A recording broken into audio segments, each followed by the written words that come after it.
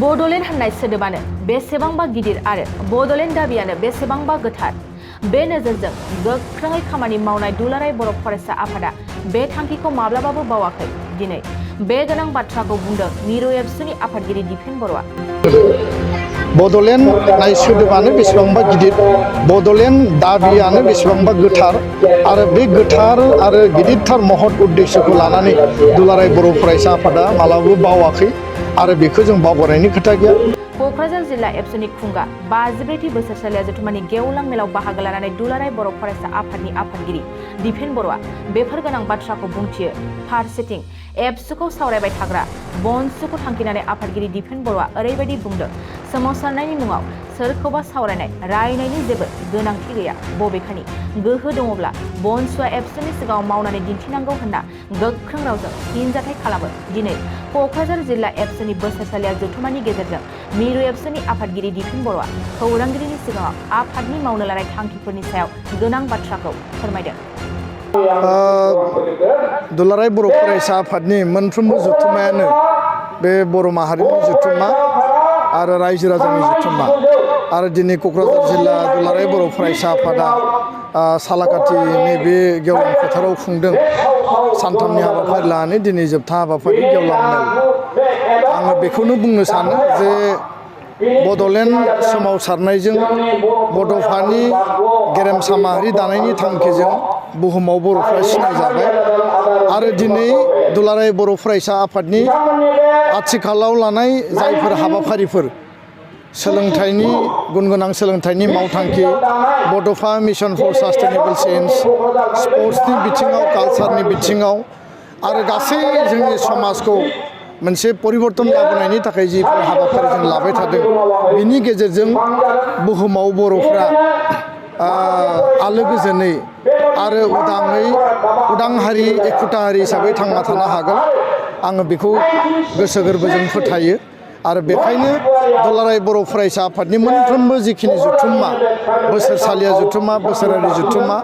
बेयाव रायजो राजानि जेंना जेंसिखौ सावरायनाय जायो। जोंनि गामि ओनसोलाव, जोंनि सहराव, टाउनाव जेराव जेखि थाया मानो माहारिबादनि बाथ्रा, जातीयताबादनि बाथ्रा, बेयाव आदर्शनि बाथ्राखौ बेयाव सावरायनाय जायो आरो बिनि गेजेरजों माहारिबादखौ गोथां खालामनानै जोंनि गोसो गोरबोआव बोजबनानै जातीयताबादि सेन्टिमेन्ट आरो आदर्शखौ लानानै माहारि फोथांलांनायनि थाखाय जों हाबा मावलांगासिनो दङ। बर' माहारिया गोथां माहारि, जोङो जोंनि रावा दिनै भारत बादि बे राष्ट्रआव मर्यादा मोनबाय। जोंनि थुनलाइया साहित्य एकाडेमिनि गेजेरजों, गुबुन गुबुन थुनलाइनि गेजेरजों भारतनि बे मोनसे गुवार बिखायाव दिनै जायगा मोनबाय, बुहुमनि बिखायाव जायगा मोनबाय आरो बर' मिडियाम, बर' राव आरो बर' हारि बे गोथौयै सोमोन्दो थानाय मोनसे बिथिं आरो रावा थांना थायोब्ला हारिया थांना थागोन। हारि आरो रावा थांना थानांगौनि थाखाय बर' मिडियामा थांना थानांगोन। दा बेखायनो राइट टु एजुकेसन एक्टनि गेजेरजों, निउ एजुकेसन पलिसिनि गेजेरजों दिनै मेट्रिक आनजादा गोदान मोनसे फर्मुलायाव NEP-नि मडेलिटियाव जानो थांगासिनो दङ। जोंनि गथ' गथायफोरखौ, जोंनि फरायसा फरायसुलिफोरखौ गुन गोनां सोलोंथाइ होनानै मोजां केरियार दानानै सुबुं धोन खालामनायनि मोनसे थांखि जों लादों आरो समाजाव ड्राग्स, जौ जुवा आरो जिफोर गाज्रि समाज बेरेखा हाबाफारिफोर दङ, मानसि लांखारनाय, दायना दायनि फोथायनाय, बे समाजारि जि गाज्रि आखु हाबाफारिफोरखौ गैया खालामनानै गोग्गो गोथार समाज दानाया दुलाराय बर' फरायसा आफादनि थांखि। बर' फरायसा सिमा बारायनाय आरो फरायसा आफादनि 52 बोसोरनि गोलाव बे जारिमिनाव बा बर' हारिनि थामोनथा रैखाथि, सार्भाइभेल आरो बेनि सेफगार्ड सिकिउरिटिनि थाखाय जि हाबा मावनाय, बे गोलाव समाव आलादा रायजो बड'लेण्ड दाबिनानै बड'फानि मोनसे सानस्रि आरो सान्थौजों BSc मोनबाय, BTC सुक्ति मोनबाय आरो BTR गोजोन गोरोबथाखौ जों मोननो हाबाय। मोनफ्रोमबो गोरोबथानि उनाव दफा मावफुंनायनि खामानिया माब्लाबा खोब खम समनि गेजेराव जादों, माब्लाबा माखासे दफाफोरा गोलाव सम लादों। आं नुदों जे BSc सुक्तिखौ जाय समाव खालामदोंमोन बे BSc आव जेबो गैया होननानै बै समाव BSc खौ उइथड्र खालामनाय जादोंमोन आरो बेखौ डिनाउन्स खालामनानै फ्रेश मुभमेन्ट जादोंमोन एबसुनि दैदेननायाव गणतान्त्रिक आन्दलन BLTनि हाथियारनि आन्दलन आरो BTC सुक्तिनि उनावबो माखासे दफाया मावफुंजादों माखासे दफाया मावफुंजायाखै जायफोरा दिनै दफा मावफुंनायखौ लानानै मोनसे बितर्क लाबोदों मोनसे दान्थे बिदान्थे लाबोदों पजिटिभ आरो कनस्ट्राक्टिभ दान्थे बिदान्थेया जोंनि थाखाय मस्ट वेलकाम बे मोजां आरो बेनि गेजेरजों सरकारखौ जोङो नारसिननांगोन सरकारखौ जों प्रेसार बिल्डिं खालामनांगोन नाथाय नेगेटिभ जिफोर माने क्रिटिसिजम नेगेटिभ जिफोर माने दान्थे बिदान्थे बे समाज आरो हारियाव गावस्रानाय लाबोगोन माहारिखौ खहा लाबोगोन BTC सुक्तिनि जि दफा दङमोन कार्बि आंलंनि बर'फोरनि ST हिलनि बाथ्रा 17 बोसोराव बेयो मावफुंजायाखै BTC सुक्तियाव गोबां माखासे बेबायदि मोजां मोजां दफा दंबावोमोन बे दफाफोरखौ थांनाय 17 बोसोराव जायफोरा सुक्ति खालामदोंमोन जायफोरा सरकाराव पावाराव फैदोंमोन बिथांमोना मोजाङै बेखौ मावफुंजोबाखै माखासेखौ मावबाय माखासे आद्रा जानानै थाबाय दिनै BTR सुक्तिनि खालामनायनि जि सम बे समा 3 बोसोर जानोसै आरो दुलाराय बर' फरायसा आफादा आफाद हिसाबै बिनि सागानगिरि हिसाबै NDBआ बिनि सागानगिरि हिसाबै बिनि दफा मावफुंनायनि थाखाय आथिखालनि BTRनि सरकार जाय सरकाराव BTR सुक्तिनि सागानगिरि प्रमद बर' आरो गबिन्द बसुमतारी आरो गुबुन गुबुन लिडारफोरा दङ दिनै आसाम सरकार आरो भारत सरकारा नेशनेल कमिटमेन्ट आरो स्टेट कमिटमेन्ट हिसाबै दफा मावफुंनायनि थाखाय जोंनो खोथा होदों आरो बे दफाफोरखौ राइट टाइमाव मावफुङाब्ला दुलाराय बर' सोदांनानै एमेन्डमेन्ट खालामनानै BTRखौ मर अट'नमि मर पावार आरो बेयाव डाइरेक्ट फाइनेन्स भिलेज काउन्सिल दानाय गासैबो हाबाफारिखौ मावनांगौ आरो थामथि बाथ्राया जाबाय कार्बि आंलंनि बर'फोरनि ST हिलखौ होनांगौ आरो स्कुल कलेज प्रभिन्सियेलाइजेसननि जों लोगोसे फरेस्ट एरियायाव थानाय रायजो राजानो हानि मोन्थाय आरो गुबुन गुबुन NDBनि बारग' माने केदारफोरनि जिखिनि जेंना जेंसि थाबाय केस उइथड्रवेल जेलाव थानाय NDBफोरखौ दिहुननाय दफाफोरखौ सम मथे मावफुंनांगोन दा खोथाफोरखौ दान्थे बिदान्थे खालामबानो जाया आरो बिनि थाखाय बयबो खामानि मावनांगोन बाथ्राखौ बुंनायाव जेरै गोरलै हाबा मावफुंनाया एसेबां गोरलै बाथ्रा नङा आरो बेयाव सरकारा जिहेतु कमिटमेन्ट होदों सरकारा गावनि कमिटमेन्टखौ मावफुंनांगोन मावफुङाब्ला बिकल्प पन्था जों लागोन बे बाथ्राखौ जों बुंदों आरो दुलाराय बर' फरायसा आफादनि 52थि जथुम्माया रौतायाव जानो थांगासिनो दङ बड'लेण्ड फोथाराव डेलिगेट हाउसाव सावरायगोन आरो फैबाय थानाय समाव बिनि थाखाय जोङो जिखिनि जोंनि स्टेप लानांगौ जोङो डिसिसन लानांगौ माहारिनि जि डिसिसन डेलिगेट हाउसनि डिसिसन एकर्ड इमप्लिमेन्टेसननि सायाव बे डिसिसनखौ जों लागोन गोबाङा बुंदों दिनै माने आं क्रिटिसिजम खालामनाय खोनादों जे माने बे एकर्डआव जेबो गैया जायफोरा एकर्डखौ मोजाङै बुजियाखै फरायाखै बिथांमोना बे एकर्डआव जेबो गैया बे बाथ्राखौ नुदों आरो जायफोरा बुंदों बिथांमोना सिरियास नङा आरो जायफोरा बुंदों बिथांमोना माहारिबादनि सार्थखौ बुजिया होननानै आं सानो दिनै दुलाराय बर' फरायसा आफादा 55 बोसोराव संग्रामनि गेजेरजों माहारिखौ बुहुमाव सिनायहोबाय आरो बे संग्रामखौ मोनसे फिनिशिंआवबो लाबोदों दिनै सान्ति गायसननायावबो दुलाराय बर' फरायसा आफादा बाहागो लादों दा बेखायनो आं खावलायो आङो दाबि होगोन जे सान्ति परिबेश गायसननायनि इनिसियेटिभआव जुदि बबेबा आफादा नबेल बान्था मोननांगौ होनना बुङोब्ला दुलाराय बर' फरायसा आफादा बे मोननायनि जग्यता दङ बेयाव सोरबा बेक्तिनि थाखाय नङा आफाद आरो बर' माहारिनि थाखाय बर' हारिया हाथियार लानानैबो सोमावसारदों गणतान्त्रिक आन्दलनबो खालामदों खिन्थु सान्ति परिबेश गायसननायनि हाबाखौबो मावदों दिनै सोरबा सानै साथाम माने जायफोर इउटिउबार बिथांमोना मिडियायाव बुंनाय खोनादों जे माने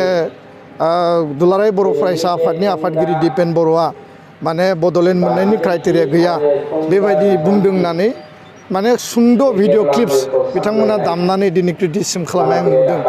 बे जोबोद दुखुनांथाव आरो बे एसे लाजिथाव आरो बेबायदि लाजिथाव आरो दुखुनांथाव हाबाफारिखौ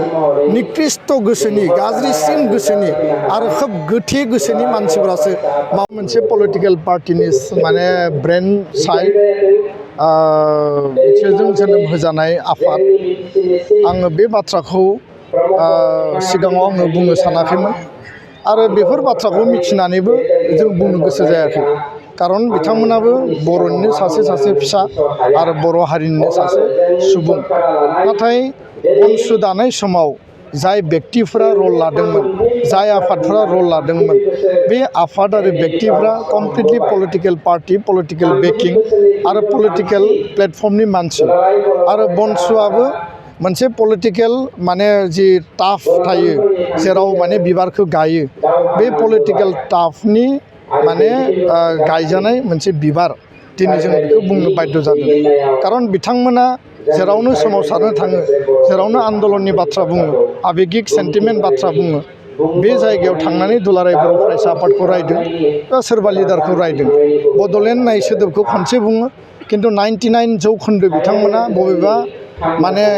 एकर्डखौ रायो बबेबा सुक्तिनि दफाखौ रायो बबेबा सुक्तिया मोजां जायाखै बेखौसो बुङो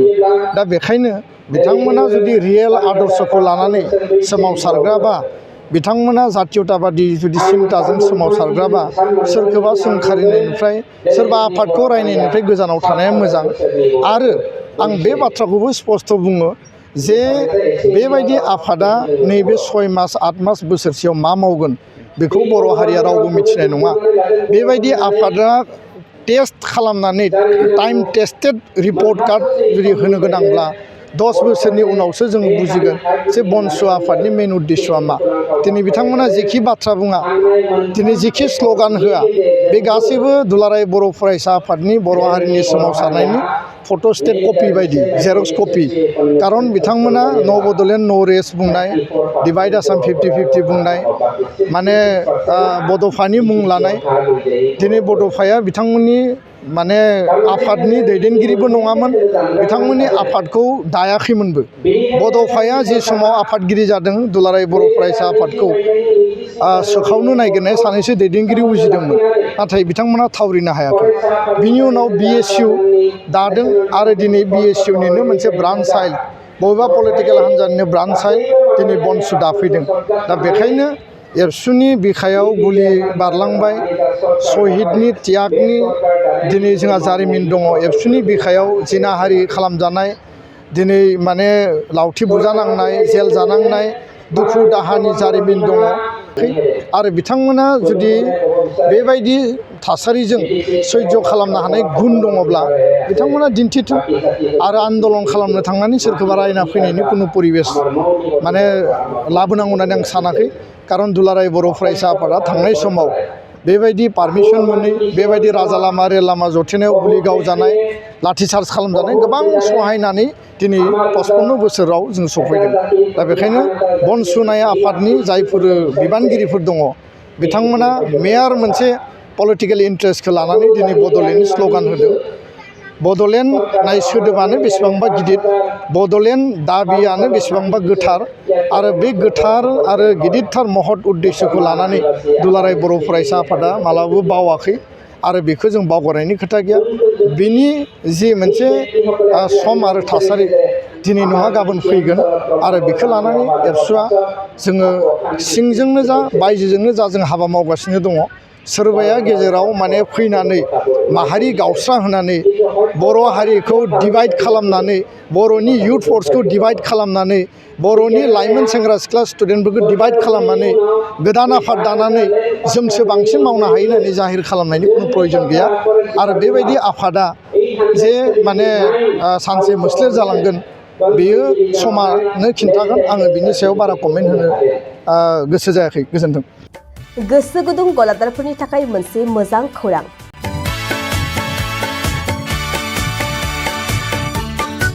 अदालगुरिनि रेवथा सारियालियाव खुंनो लानाय मिरु एबसुनि 50 बोसोरसालिया जथुमायाव एगजिबिसननि थाखाय गलादारफोरनिसिम जर'खा फोसावनाय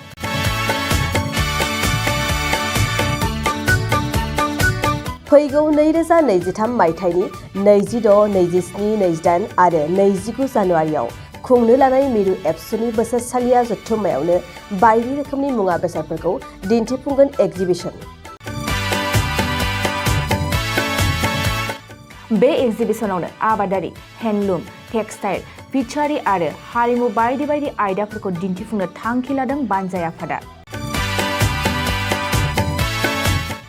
बेनिखायनो गोसो गुदुं सुबुं एबा गलादारफोरा एग्जिबिशनाव गला हाफैनो हागोन आरो गला होनायनि सोमोन्दै आबुं बाथ्राखौ मिथिनोब्ला नैबे मबाइल नम्बर 9365245137 आव थोंजों सुलाद लानो हागोन।